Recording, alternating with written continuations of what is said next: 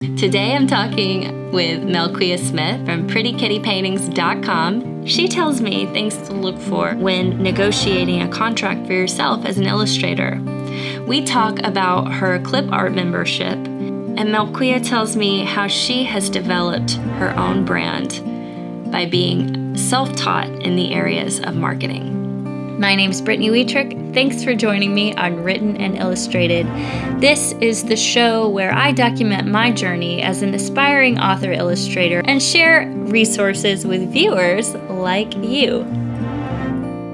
Hello, I'm Melquea Smith. Yes. I'm a children's book illustrator. I got started years ago. Okay. I won't go super like way back to when I was a kid, but I'll at least start for when like things. Okay. When yeah. I was in kindergarten, no. Yeah, go ahead. Yeah. No, start wherever you want. It's fine. Okay. No rules. Okay. So break the rules.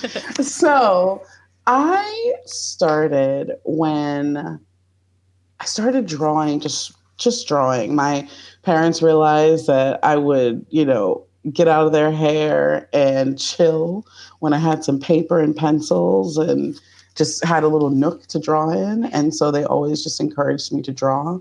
My dad used to work for the VA hospital, and he would always come home, I don't know legally or not, but with like a bunch of paper, just like a big old stack of computer paper. Was it the perforated edges? Was it ever? No. Okay. It was just straight up, just the, like the printer paper. Yes. He just had like a big chunk. And I would just be like, oh my gosh. Yes. And I used to have paper all over the house. And I used to drive my mother crazy.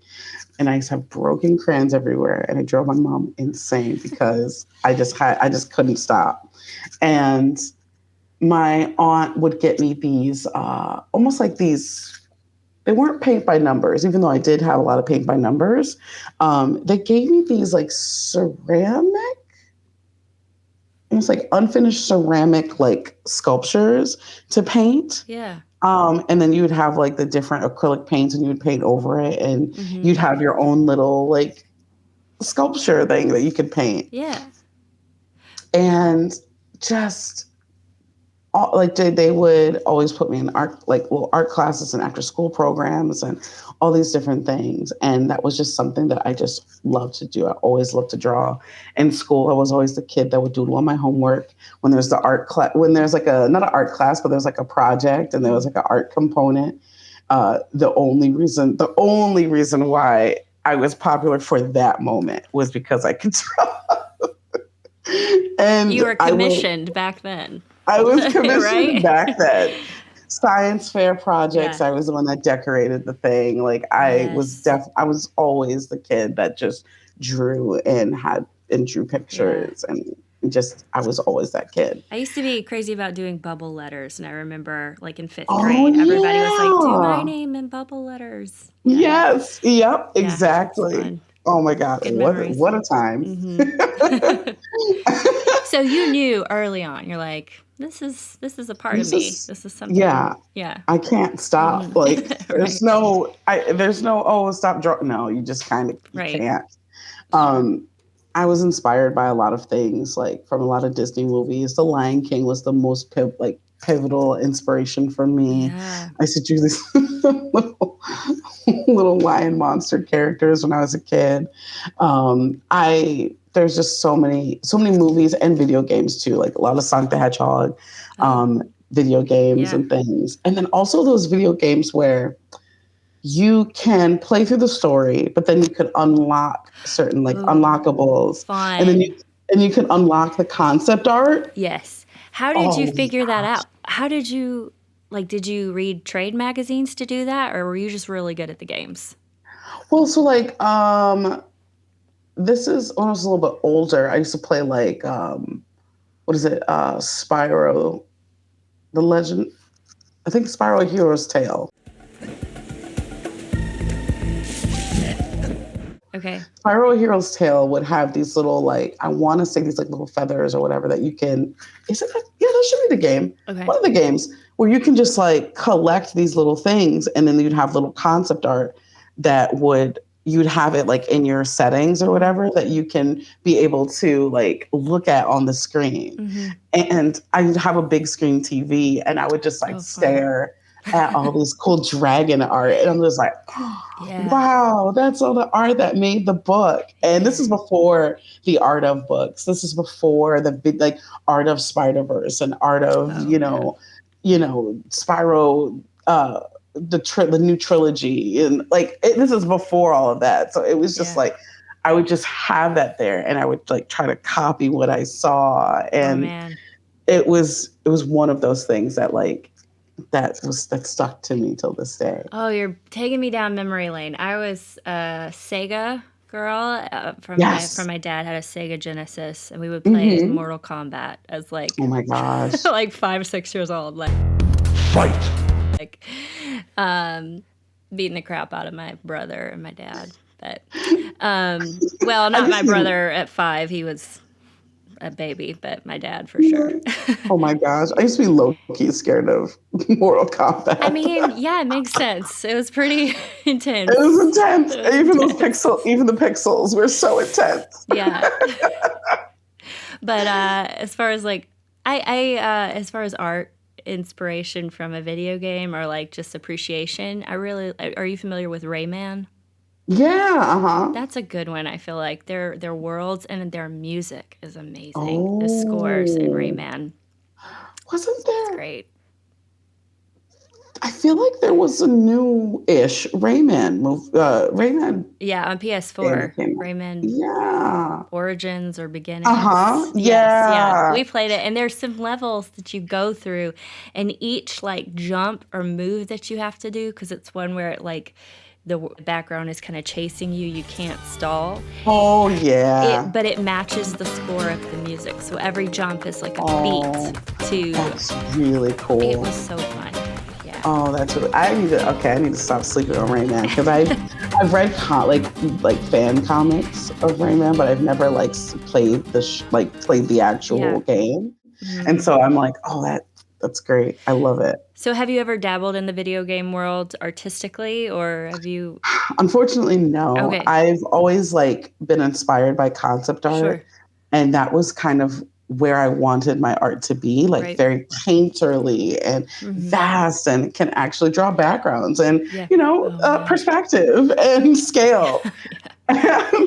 Important things. Yeah. Very important things. You've got like the big foresty forest, and you've got this one little adventurer with the stick, that kind of concept art. Mm-hmm. And I used to be on like forums like conceptart.org, like way before like my skills could even way before my skills caught up. And even then I wouldn't even consider like, I think my style is a little bit more simplistic. It has like a little bit of realism, but it's more exaggerated and cartoony. And it's always just, I would say my style is just a blend and a mix of all the things that have inspired me throughout the years. Sure. So like video game concept art, anime, animation, all of these different things, and then just like blend it all into a Melquea soup. Oh, I gotta find a meme for that. I gotta find a cutaway for this. That is gotta find a good one. Yeah, that's awesome. Okay, so that eventually translated into a career for you. So your interest was concept art, and how did you translate that into children's? Obviously, it applies, but like, how did you get into specifically children's books? Yeah, so I started, I think in 2019, I had a mentorship with an awesome dude named Chris Oatley. Okay. And I knew I was doing a lot at the time. I had a YouTube channel. I had like a Facebook, an Instagram. Yeah. I was probably trying to dabble on Pinterest. I was doing a bunch of stuff.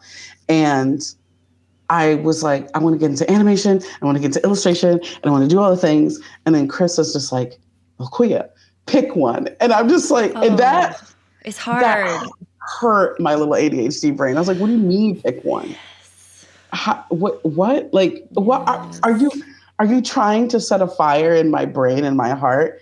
And and so during like a group breakaway session, me and a couple of other classmates, this was about the time where we're making the decision of like, okay, what industry, like what part of the industry of illustration and art do we want to go into? Because once we decide, we can be laser focused in that. And then after we're laser focused, we're more likely to break in. And so I had this little illustration of this little Dalmatian girl, little anthropomorphic Dalmatian girl with little yellow rain boots and with a pink umbrella, and she's like shielding a snail from the rain. Aww. And I looked at that and I was like, I think children's books.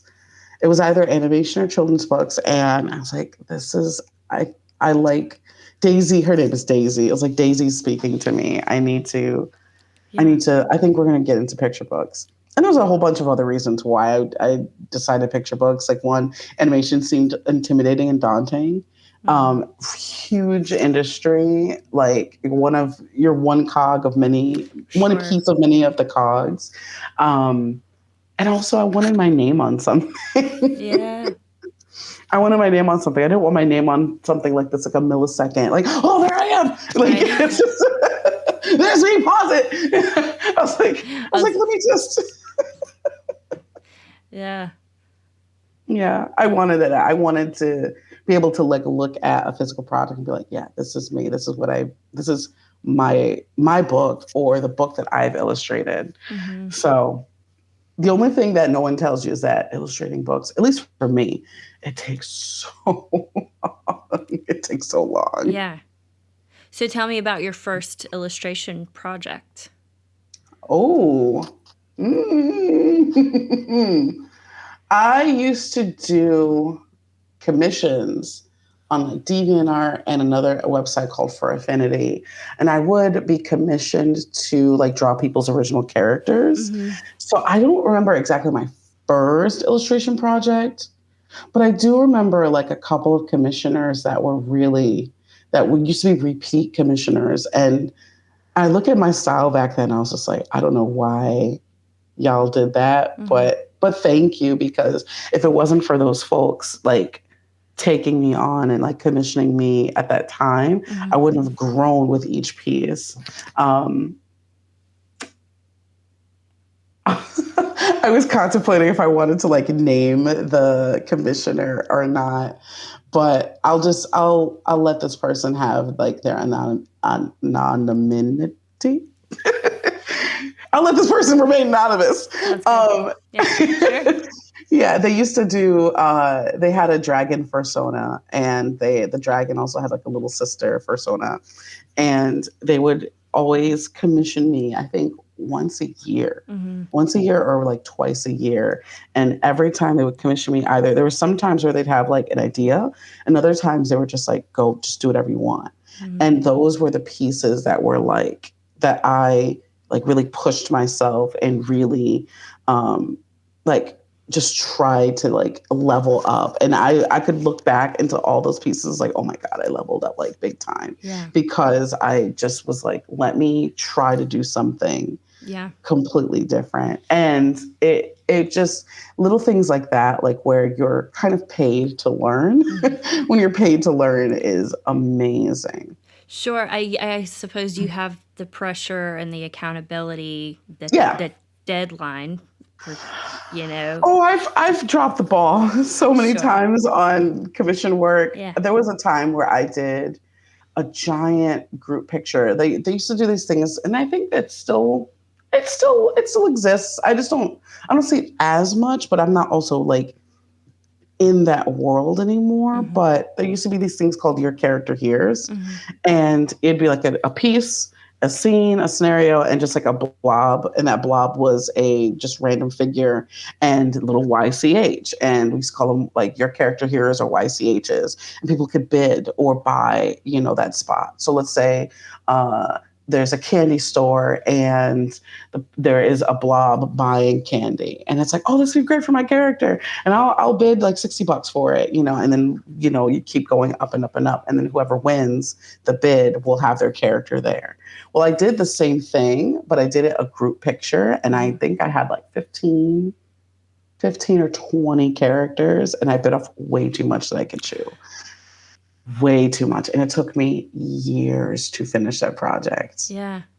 And that was like my biggest, like, I'd say my biggest client mistake at that time. Okay. And it took me so long. And to make it worse, I was also taking on more work. Yeah. Because I was so intimidated by this big project. And I was like, and I felt that little guilt of like, oh man, I'm taking on new work, because at the time I didn't know this, ADHD brain, ooh, shiny. And I wanted, and big projects were intimidating at that time, which is hilarious now because I'm in children's books, which is also a giant project, Sure. but it's fine. It's fine. I'm doing fine. And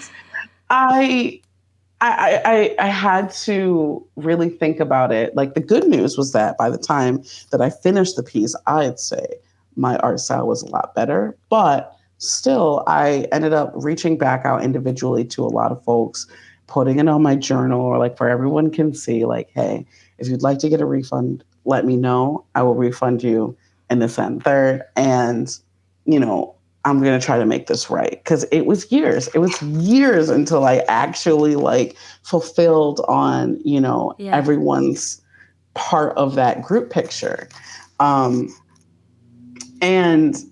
I think that was like the biggest learning experience for me, was just like knowing that, like, one, I have to be really aware of what work I take on, if I have the capacity, and do I really want to say yes? Mm-hmm. I was being greedy at the time. That's why. I was being greedy at the time. I was like, well, if I do 20 slots and this slot is $50 and this slot, I can make X amount of dollars. Yeah. But you still have to like, provide the service. Yeah. But I was super young back then. I don't even know, 27? I don't even know how old I was. But it was definitely, I want to say, either before or during college. It was very like, I was very young at that time and very greedy at that time. And I mean, I still am, but well, yeah. That's very honest of you to share that story. And thank you for that, because I think that that's a lesson for a lot of people who are starting out, who are hungry. I mean, I have a similar, not to that scale, story of like being in college, and like I did this project where I drew like a digital presentation, digital storytelling or whatever, and put it on my LinkedIn. It was like the first time I had a LinkedIn, and I was like, oh, I'll share this. Somebody in our community outside of college saw it and was like, I want you to illustrate my children's book. And I was like, oh my gosh, that is so cool. How cool would it be to be a children's book illustrator? And I had a lot of stuff going on in my life at that time, but I didn't know what I was doing. But I said yes, because it sounded like a really shiny, fun thing to have my name on and to do.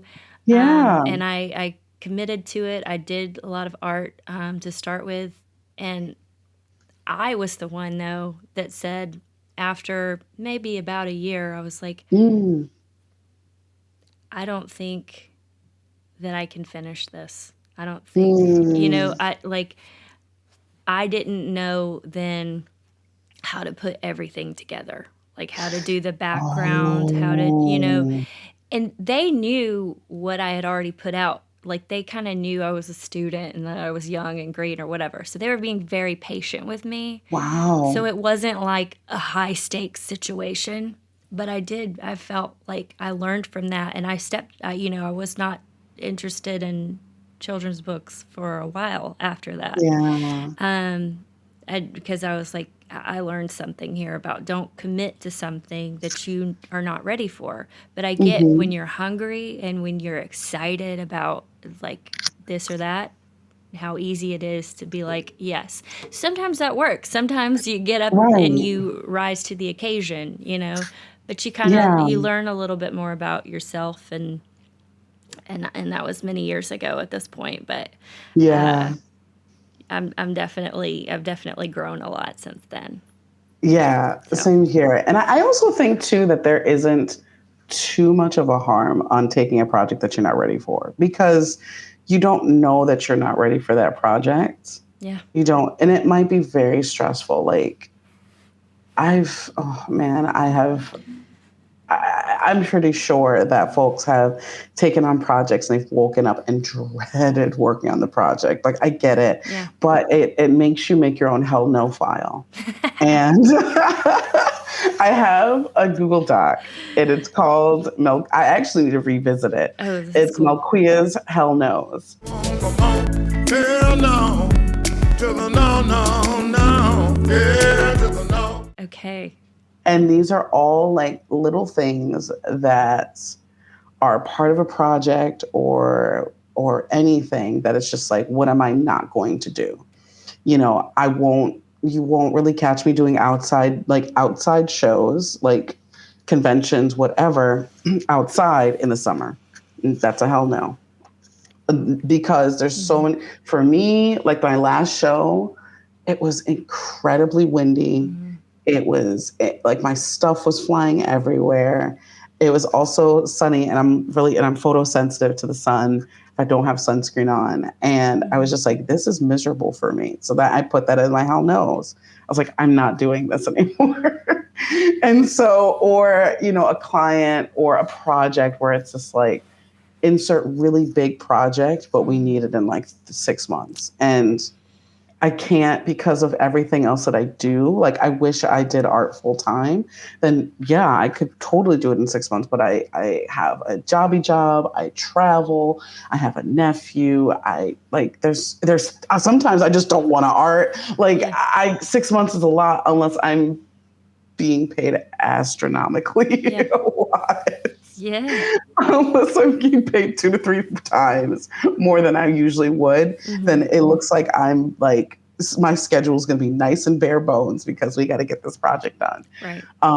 There's just, or just like unrealistic timelines too. Mm-hmm. Like, that's just whatever that is, depending on the scale of the project. But there's a lot of different hell no's. Some people, um, I've done a few picture book projects where I'll take a look at, the contracts, and I have like a little Google Doc where I have little excerpts of contracts or like parts of a contract that I want to renegotiate. Mm-hmm. Just because, just to see, like, Mm-hmm. it's just renegotiation is just a question, and it's either yes, no, or let's work on it.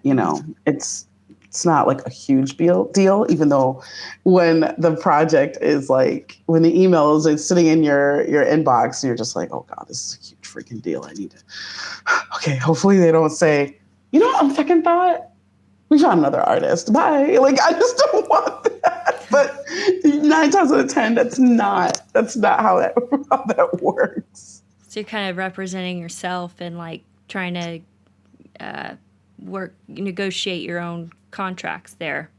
Yeah. So because Yeah. I'm not currently agented as a children's book illustrator. Yeah. And honestly, all of my books that I've worked on, I either wasn't agented. Mm-hmm. And so I ended up negotiating my own projects. And then when I was agented, Yeah. I was working on those projects. So I wasn't taking on new work. Yeah. So, but it's, it's a lot of practice. And I like doing that anyway, because it's good to know like what's commonplace in Yeah. in the children's book world.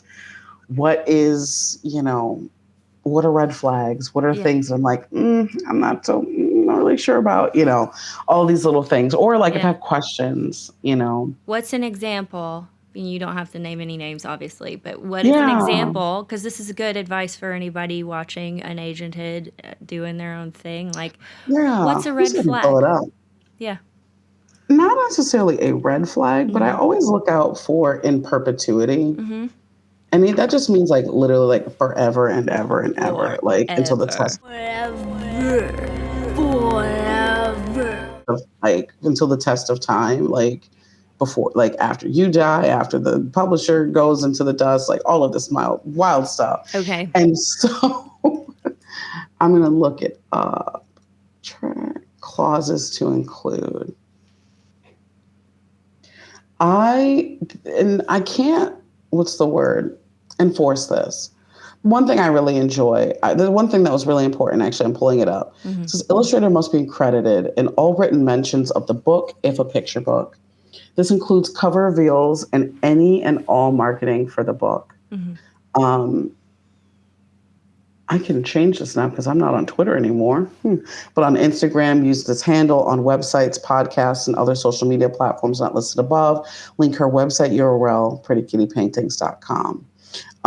And this is because, I mean, in picture books too, a lot of illustrators there's this like banner, and I think it's by Debbie Ridpath-Oki. It should be, yeah, I think so. And it's like in black, blue, and white. And it's like, why aren't the illustrators credited? Or why aren't we not crediting the illustrators? And it's such a weird dynamic with, especially in picture books, where, it's a picture book. We have an author and an illustrator, and it's paired, and where they're both telling a story. And let's say you go on, I don't know, the Today Show, and the author is being, interviewed. And the author, they will name the author, but they won't name the illustrator. Or, on usually the publishers are usually pretty good at it. The authors are usually pretty good at it if they're like in the world of like knowing the importance of illustrators and like our word of mouth. But just like media outlets and podcast hosts and like other folk that are not like in this world, they don't realize how crucial it is to, one, name the illustrator, and two, what's the difference between the author and the illustrator too. So it is up to the publisher to like the publisher and the author to be like the spokesperson, like the leaders in this form, and just kind of speak up for us illustrators. That is awesome. Yeah. Yeah. Oh, for me, I'm gonna clear my throat really quick. Yeah. I'm gonna get a sip of coffee. Oh, actually, I'll get a sip of water. No, thanks for sharing that. That's great. Oh, absolutely. Yeah. This one's for me. Illustrator must be aware of the marketing plan of the book. I don't want to be left in the dark, gosh darn it. Like, I taught myself marketing. I know how to get on podcasts. If I can give myself like 6 months, 3 to 6 months, I want to start like getting press releases and stuff of my art. I'm not afraid to speak on camera. I'm not afraid to, do all this other stuff. I'm not afraid to make Instagram and social media posts. I have an email list. I'm marketing and growing my email list through Facebook ads and this and that. Like, I need to be aware of the marketing plan because, yes, the author is absolutely half of that, but the illustrator is also part of it. And it helps me. It helps me when my books are known. Like, it helps me when my books are sold. Like, even if,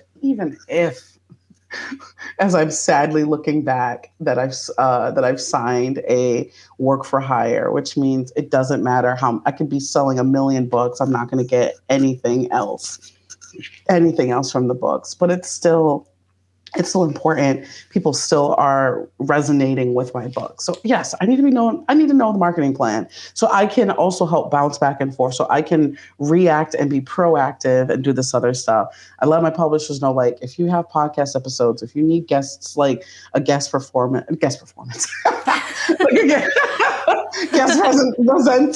and or I'm there's the author and they're doing a meet the author with like virtually for schools and stuff. I can also do like a meet the illustrator and do draw alongs. Like that's fine, So that was something that was just like, I need to be made aware of the marketing plan. Yes.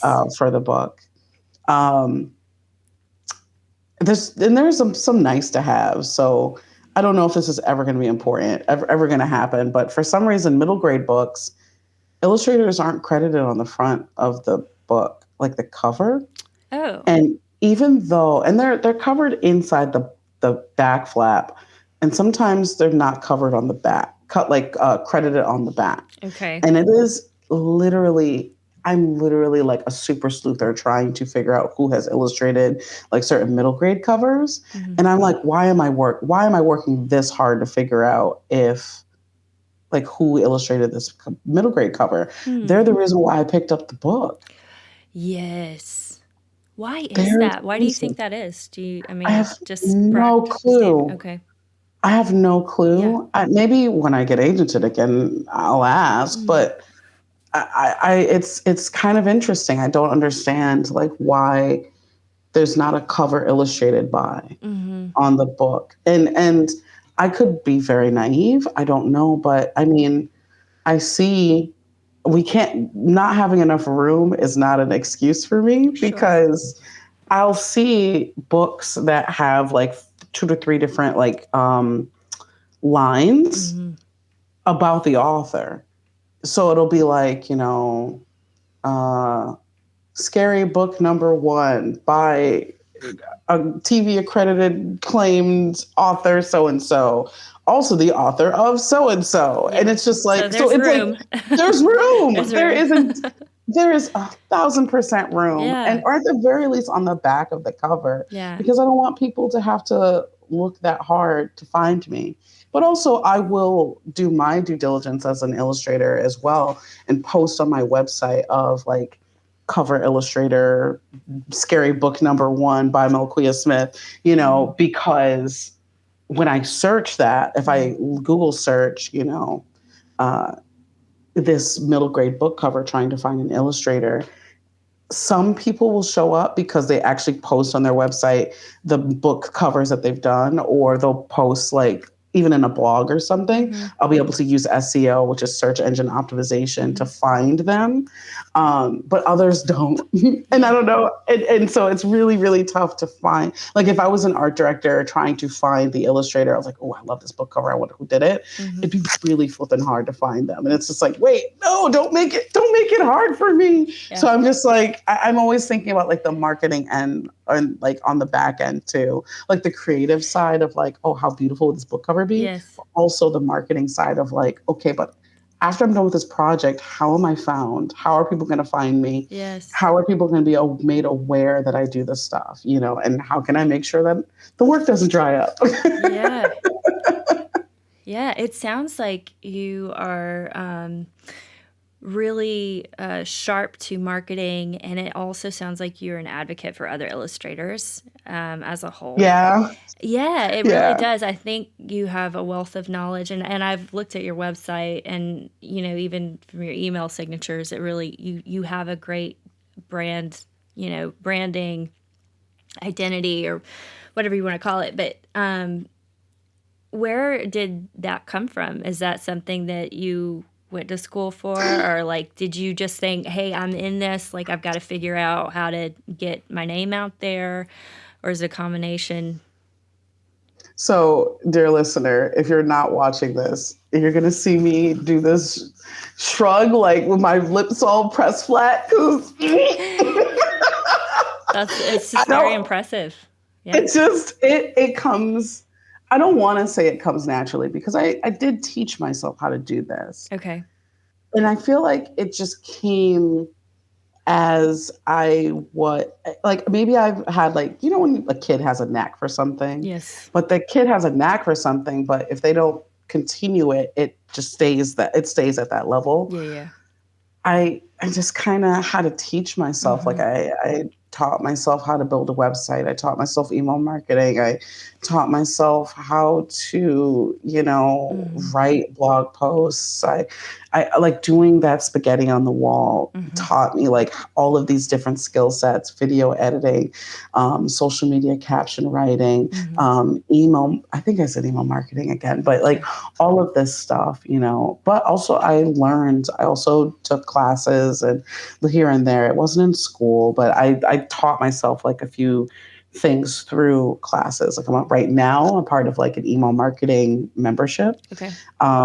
And it's $9 a month, and it's through lizwilcox.com. And each week there's a new email template that you can use to customize for your own email audiences. But in that membership also, I've learned a wealth of things, like how can I continue to get email list subscribers through Pinterest?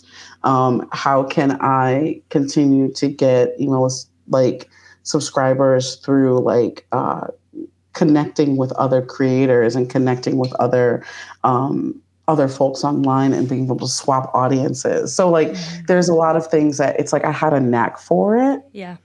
And then it was developed over time. So that's great. It really yeah, is. I would say like I feel like an illustrator would ask me or a parent would ask me all the time, my kid wants to learn how to do this professionally. What classes should they take? And I say, or like what major should they major in or whatever. And I was like, go to business school, because we don't learn business. And as far as I'm aware, we don't learn business in school and in like art schools. That's great. We learn how to do the thing. We learn how to critique, I guess. We learn that apparently the art world, and my dear listener, I am quotationing, I'm doing little air quotes.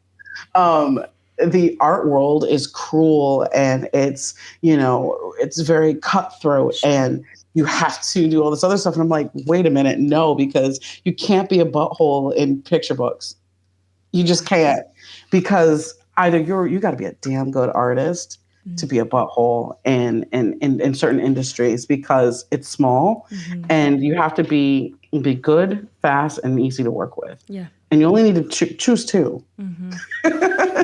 Choose two.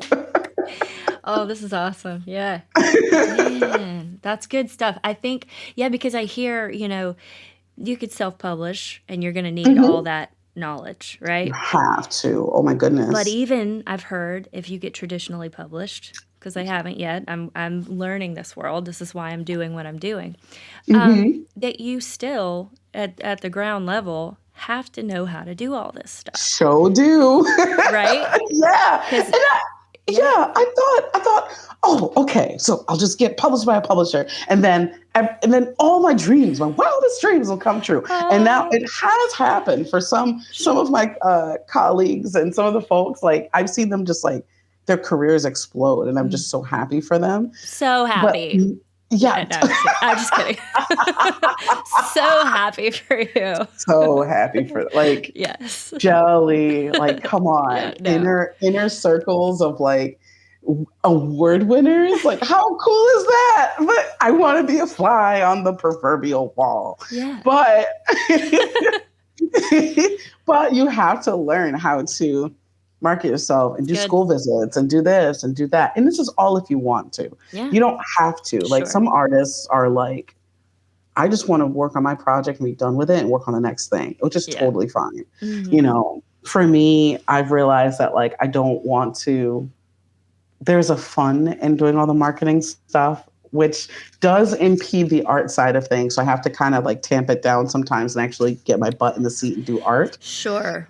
Yeah. Sometimes. So but it's really helpful to learn how to like press releases and interviews and blog hopping and, all of this sort of stuff to get the word out for your books. And then after your books, are published, have a backlog, people are still reaching out to me here and there about like, we want to host your books in our libraries, or want to have your books here. Or, I got an email, which I need to get back to. I'm not sure if I'll be able to make it, but they're asking me to like be a part of like a children's book fair, and they'll order my books, So, and that's, if these little orders come through, like my publisher is aware, like, oh yeah, looks like she's still like hustling over there. Oh, okay. Like, oh, I wonder where that, 30 books came from. Oh, okay. It's this little place in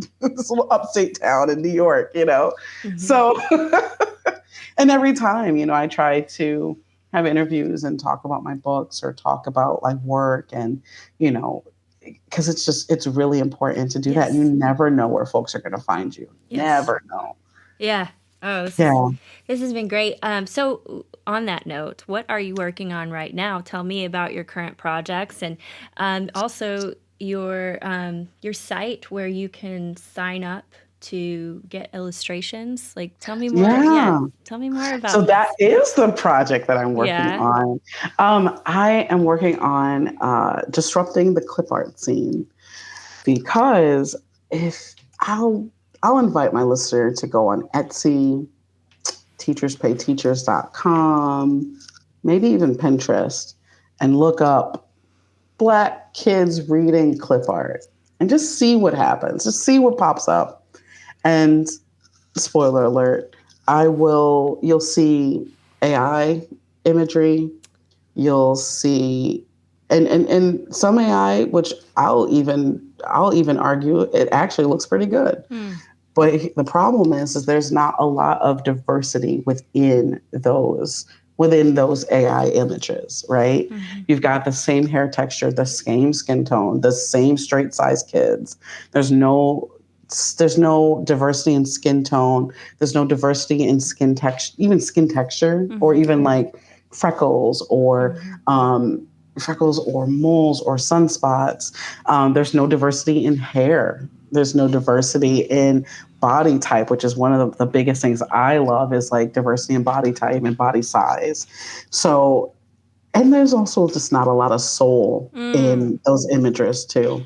Because AI doesn't have a soul. AI doesn't have a soul. And they don't know what they don't know. So it's just like, that's one part of it. And then I try to bite my tongue when it comes to like images that people create, because I don't ever want to criticize like the work that other people have created. But I'll just say that there's not enough representation in the clip art world. And even if you're looking for a set of Black kids to use in your presentations, to use in your printables, or to use in the material for your daughter's homeschool projects, there's not a lot. And so I'm like, well, I'll be the catalyst and fix that. Yes, that is awesome. So when did you launch this? So I actually launched this a little bit. I should know this date. Oh, no, I don't know okay. when I launched it. I put you on the spot. I want the day, the hour, the second. No. Oh my goodness. When did I launch this thing? At least, let me look at my calendar now. Oh, that's okay. It was very. I'm putting the work on you. I should know this as the interviewer. Come on. Oh, that's okay. Let me see. Was it last week? Implementation. Yeah, I finished it on the 12th. So okay. I launched it I did about a week, I think Monday, May 5th, and I ended it on Monday, May 12th. And this is just my beta group. These are the folks who are like, they were my early adopters. They signed on to this membership. Oh, and I should let you know like what this is. So it's an illustration membership. The illustration membership is folks who are sick and tired of looking for illustrations of Black and brown kids to use on whatever projects that they're using. And they just need something that has a little more soul, a little bit more variety, and they want to add some melanin to their materials. And so these folks will get a new illustration every week their founding member price was $5.99 a month, $5.99 a month. And every week they get new illustrations, and they get to vote on what illustrations that I work on next. They get to influence how this membership works. They get to kind of help me mold and shape this thing to being something that folks will love.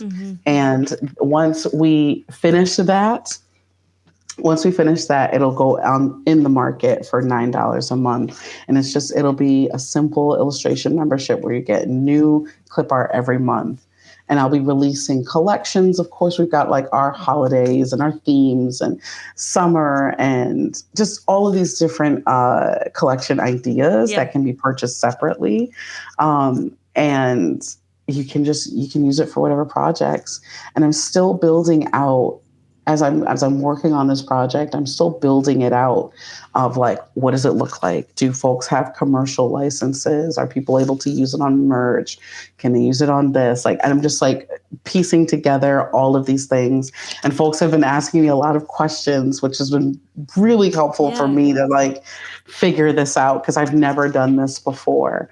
And the service side, that was the reason why I decided to go this route. The personal side was children's books takes so long. Oh my gosh. For me, That's what I've heard. I don't know how my like I have two peers who just crank out books. Reggie Brown and Raisa Figueroa, like they are to me so fast. Like Reggie has like books coming out the butt. Like I don't understand it. And I know he's finished these books like forever ago, but he just does this thing and works on this gosh darn thing. Raisa is the same way. Like she works on these books and she just like knocks them out. And I'm like, I don't understand. Like it takes me so long to me personally. And, I don't mind my books taking so long, but because the projects take longer, I get paid less or I get paid, less frequently. Yeah. And so it's just like, I really need something that's a little bit more recurring. I need something that is scalable. Mm-hmm. I need something where I can do a thing and then I can sell it in perpetuity. I need something that allows my brain to go ooh shiny. Yes. Like, oh yeah, I get to work on a new piece. I get to work on a new this. I get to finish. I get to have this like dopamine hit if I finish the thing, Yes. And so that was like I realized I was like, oh, this is a really good idea to do this. And I don't see other artists like doing this. And then I've talked to folks. I talked to a lot of different people over the span of like 6 months and just gathering information. And my Google Doc for this thing is huge of just like what works, what doesn't work. And folks have asked me, have you tried going on like submitting your art for Canva? Have you tried submitting your art for, certain reference, like free reference photo sites and things like that? Say, what do you And I was like, well, I thought about it because I was like, that's a really good idea. They were like, instead of you trying to build it on your own, you could just start small. And I was like, that's a really good idea. And I thought about it and I was like, well, if I'm giving them the license, it's like, if I'm lucky, 30 cents, maybe. I don't know how much. One, it was a dub for me because Canva was like, it needs to be vector. And I was like, I don't work in vector. I work in raster. So that's not going to work for me. And then, but other like photo websites and things, I was like, I could just put it up there and hope that people find me and hope that they use my work. But I think I just want my own platform. Yeah. I want my own platform. I thought of Patreon. I thought of like doing it that way. And I was like, no, I don't really want Patreon to take a cut. And then Patreon goes down. What happens to my work? Yeah. And I think you are already so well versed in knowing how to put your stuff out there and market it. You don't necessarily, maybe you don't need these other third I don't want a third platform. Sites to do that for you when it's already so saturated. So it's good that you... Right. And Etsy is extremely saturated. So it's really hard. And I was like, I don't like, as much as Etsy is great for findability, like it's great for people to discoverability. That's the word. But I'll say findability because break the rules. Why not? Make your own words.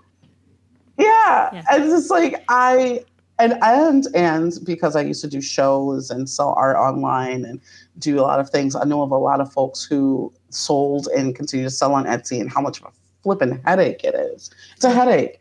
A lot of folks will be on Etsy and they're a seller and somebody could just say a negative review and that just tanks your reviews. And people freak out because they got a 2-star review. Or, something happens and they do a chargeback or something, and Etsy usually always honors the customer, or these sorts of things, and it becomes a bit of a hassle and a headache. And I was like, I think I'm okay with just handling it on my own, and even though it's hard to get found, it's harder to get found, I'll get to control it. Like, I get to control this thing. Do you use TikTok? I don't, and I've been thinking about it. Okay. But I also know that TikTok will be heckin' addicting for me. So I got to find a way to. Hey, yes. That's a good point. Social media is such a drain sometimes. It's a comparison trap. It's just a suck on the time. It's like, oh, I opened YouTube to do this, but why am I watching Reels right now? Like, what happened? 30 minutes goes by. Sure. But yeah, so it is hard to kind of, I mean, you have to have a lot of discipline, or like just be able to compartmentalize it, I suppose, and not for me use it as just a like yes. I just say that because it seems like it's one of the platforms now that seems to help certain creators get visibility, whereas like Instagram, it doesn't seem to happen organically as much anymore. You have to pay for ads and things, and who knows how long TikTok will be in that vein. But I very much agree with you that it can, if you know, like, it's just a drain on my soul, then don't do it. Yeah, I use this app I have Google Chrome, and there's this thing called Newsfeed Eradicator. Okay. Game changer. Okay. Game changer. I'm going to I go on a write this tab. down. Yeah. Oh my gosh. So I go on a tab and I click on YouTube. And usually when I get on YouTube, there is a bunch of like my videos and subscriptions and all these things. And I'm like, ooh, this travel video. Ooh, this like, I'm learning how to make like craft coffees at home now. So like I have a bunch of like coffee crafting videos and things like that, and like recipes. But literally it literally changes this thing. Instead of my homepage being my homepage, it has a quote. The superior man is modest in his speech, but exceeds in his actions. Confucius. Newsfeed Eradicator. There's nothing on it. Go on Facebook, same deal. Instagram, same deal. Because I know that these platforms, I get on there to find a thing, to get on be on these Facebook groups. But somehow, some way I'm scrolling and scrolling and scrolling and scrolling and scrolling. And I've just been trained to do that now.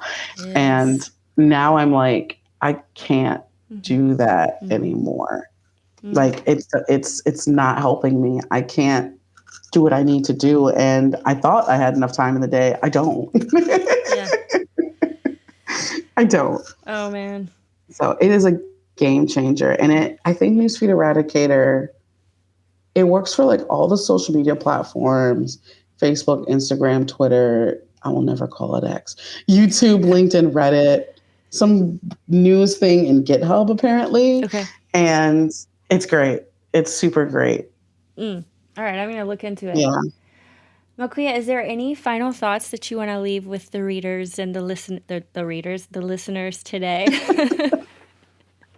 Sign up for my email list. Yes. I would love for you to sign up. prettykittypaintings.com/podcast. That would be the best way to keep in touch with me. And honestly, my dear illustrators and authors, you're doing great. Like, comparing yourself is it is useful when you're in a healthy headspace. I actually encourage people to compare yourselves to other folks, because you're able to reverse engineer what has made this person, in a sense, successful, or what has made their work successful. Why were they said yes to? But when you're not so in a good headspace, do not do it. Just compare yourself to the work that you did before. That has been a game changer as well. Like, you're only in competition with yourself. And that's what I'll leave our dear listener. Thank you. All right, prettykittypaintings.com. Check it out. Thank you again for your time today. All right. Thank you so much for having me. Yeah, this has been awesome. Set until forever. Forever. Forever. Forever. Hi, everybody. This is Brittany Wuthrich, and I'm coming to you live from Nashville, Tennessee, in my office. And we are having a good time. Party time. Yo, excellent. What's up, party? Party. Sibilance.